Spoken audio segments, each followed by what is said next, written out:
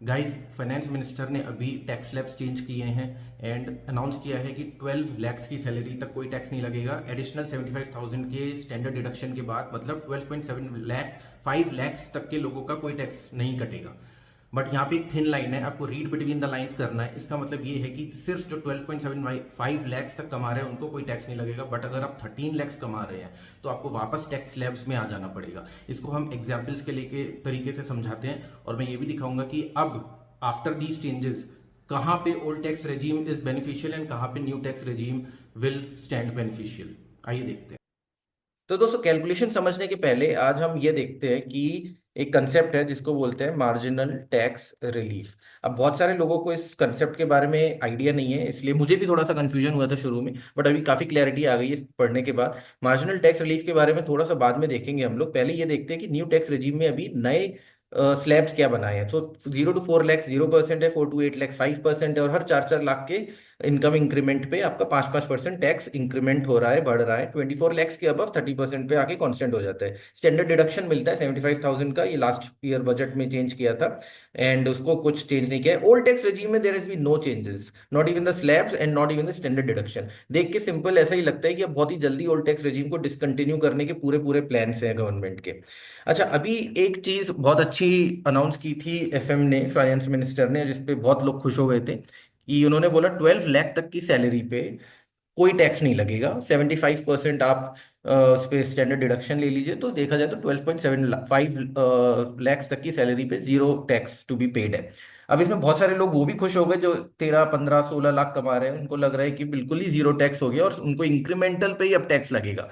फिर उन्होंने ये स्लैब्स भी दिखा दिए कि स्लैब्स भी हैं, तो कंफ्यूजन हो गई कि जब स्लैब्स हैं तो 12 लाख की सैलरी पे क्या मतलब है कोई टैक्स नहीं का। तो गाइस, एक 87A का रिबेट होता है। इसमें क्या होता है कि आप, उन्होंने ये नहीं बोला है कि आपको टैक्स ही नहीं, आपका टैक्स स्लैब नहीं चेंज किया है 12 लाख तक 0% पे। उन्होंने ये कहा है कि 12 लैक्स तक की सैलरी पे आपको रिबेट मिल जाएगा। Rebate and exemption are two different things. यहाँ पे एग्जेम्पशन नहीं मिला है, यहाँ रिबेट मिला है। तो 12 लाख प्लस 75 लाख 1000 डिडक्शन, 12 लाख की सैलरी पे no tax to be paid. But अगर हम सैलरी बढ़ा के 13 लैक्स कर देते हैं तो क्या होगा, उस पर देखना बहुत इंटरेस्टिंग है। पहले ये देख लेते हैं न्यू टैक्स रेजीम, फिर थोड़ा ओल्ड टैक्स रेजीम पे आते हैं। अब अगर हमने एग्जाम्पल 2 में 13 लैक्स की वो लिया है इनकम, इसमें स्टैंडर्ड डिडक्शन अगर 75,000 कर देते हैं तो नेट इनकम आती है 12,25,000। इसका मतलब ये है कि ये बंदा, ये ऑलरेडी टैक्स स्लैब्स में आ चुका है। अब इसको कोई रिबेट नहीं मिलेगा बिकॉज इसकी salary is more then, taxable salary is more then 12 lakhs.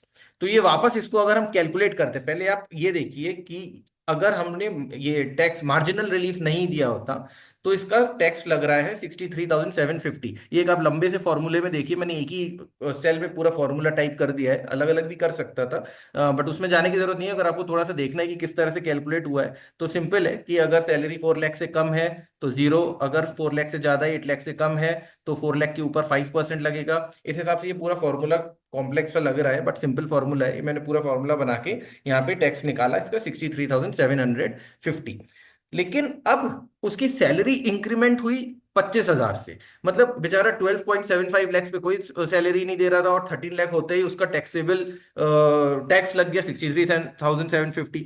तो ये तो बहुत ही गलत बात हुई ना। तो गवर्नमेंट ने एक बहुत अच्छी चीज करी है कि भाई अगर आपका इनकम ही इंक्रीमेंटल टैक्स से कम है तो आप सिर्फ उतना ही टैक्स दीजिए जितना आपकी इंक्रीमेंटल इनकम हुई है over and above 12,75,000, which is 25,000।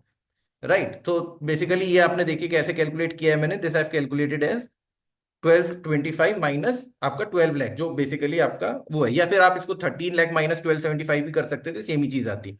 तो आपका ये है minimum of this in this incremental income, और टैक्स विदाउट मार्जिनल रिलीफ में से जो भी आपका कम होगा उस पे आपको टैक्स देना, उतना टैक्स देना पड़ेगा आपको। 63,750 नहीं देना पड़ेगा। इस पे एडिशनल 1,000 का आपका 4% का एजुकेशन सेस लगता है तो आपका टैक्स बनता है 26,000। ये बहुत इंटरेस्टिंग एग्जाम्पल है। इसमें हम ये भी लेके देखते हैं कि अब चलिए 13,50,000 दे लेते हैं। 13,50,000 के लेने पे हमारा इंक्रीमेंटल इनकम अब वही बन जाता है 75,000, और टैक्स आपको देना पड़ेगा अगर आपको मार्जिनल रिलीफ नहीं होता तो 71,250। मतलब आपकी जो इनकम है that is more than the tax you are paying. तो फिर तो आपको इसका मिनिमम देना पड़ेगा विच इज 71,250। तो वहां के लिए मार्जिनल रिलीफ का कोई कंसेप्ट नहीं है। दूसरा एक ये भी है, मार्जिनल रिलीफ को एक कैप किया गया है 60,000 तक, उतना कॉम्प्लेक्स में जाने की जरूरत नहीं है। अब आप एक और एग्जांपल से देखिए, अगर 13,40,000 होती तो यहां पे भी इंक्रीमेंटल इनकम 65,000 है, but tax without marginal relief would have been 69,750। तो आपको मिनिमम ऑफ बोथ यानी कि 65,000 और उस पे सेस देना पड़ेगा 67,600। तो बेसिकली ये देखा जाए कि ऐसा नहीं है कि अगर आप एकदम से, आपका, बहुत लोग बोल रहे हैं कि एचआर अभी 12.9 लाख कर देगा, 13 लाख सैलरी कर देगा तो आपको ज्यादा टैक्स देना पड़ेगा, ऐसा बिल्कुल नहीं है। बट हाँ, ये बात है कि आपने जितना एक्स्ट्रा कमाया है वो पूरा आपका टैक्स में चला जाएगा। तो basically from 12.75 lakhs to up to somewhere around 13.45 lakhs, आपका कुछ एडिशनल फायदा नहीं होने वाला है, बिकॉज जो फायदा आपका सैलरी स्लिप में आ रहा है वो पूरा का पूरा गवर्नमेंट लेके जा रही है। सो वो एक जोन ऐसा बन जाता है। उसके बाद हमने एक बड़ा टैक्स पेयर का एक सैलरी जिसको ज्यादा है 50 लाख का एग्जाम्पल लेके दिया है, देखा है इसका टैक्स पूरा कैलकुलेट करके 10,99,000 आ रहा है। अब यहाँ पे बात आती है इन दोनों को कंपेयर करने की, न्यू और ओल्ड टैक्स रेजिम को कंपेयर करने की। तो देखिए, अगर 12.75 lakhs कमा रहा है तो यहाँ तो उसको जीरो टैक्स देना पड़ रहा है न्यू टैक्स रेजिम में।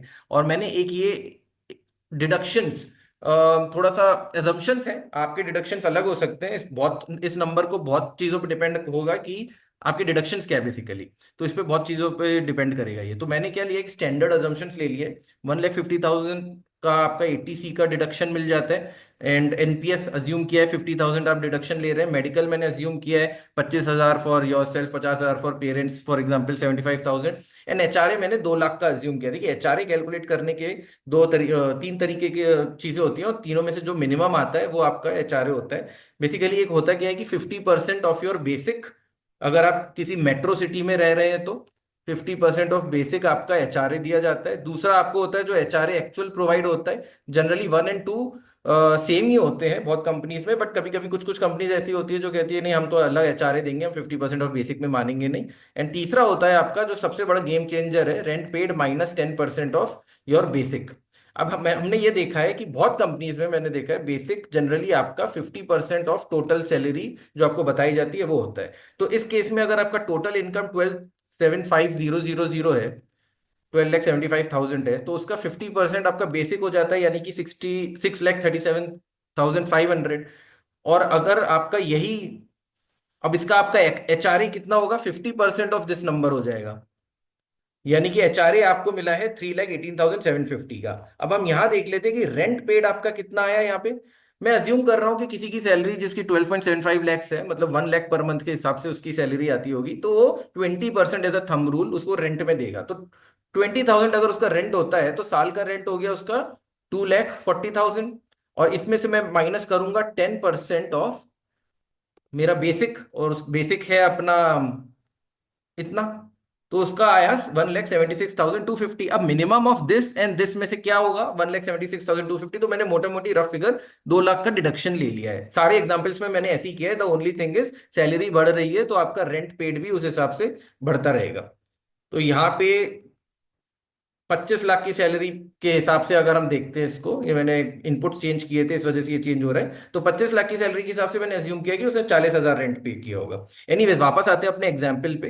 तो 12,75,000 पे वो बंदा अगर इस टाइप के डिडक्शन उसको लेने हैं तो 39,000 की का टैक्स दे रहा है। 25 लाख की सैलरी पे ही इज गिविंग 3,74,000 का tax in new old tax regime and 319 in the new tax regime.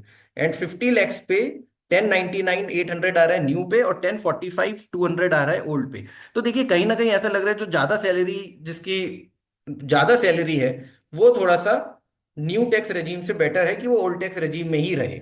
वो एक आपको अगर ब्रेक इवन पॉइंट निकालना है तो डिपेंड करेगा आपके डिडक्शंस क्या है। बट लेट्स अज्यूम कि 45 lakhs पे हम देखते हैं कि क्या सीन है। तो 45 lakhs पे 943 अभी भी इसमें ओल्ड टैक्स रिजीम में आपका कम आ रहा है, न्यू में ज्यादा आ रहा है। तो कहीं ना कहीं 35-40 lakhs पे मेरे ख्याल से एक ब्रेक इवन आ जाएगा, गिवन आपके ये सेट ऑफ डिडक्शंस हैं जो अजम्पशंस मेरे हैं वो चालू है। तो गाइज, हो सकता है आपको इसमें थोड़ा कुछ समझ में आए, थोड़ा कॉम्प्लेक्स है, but interesting thing is the marginal relief वाला thing. So don't need to worry if your salary is a little above 12.75 lakh. इतना ज्यादा आपको आपकी सैलरी अर्निंग से ज्यादा टैक्स नहीं लेगा गवर्नमेंट। ठीक है guys, thank you, bye bye.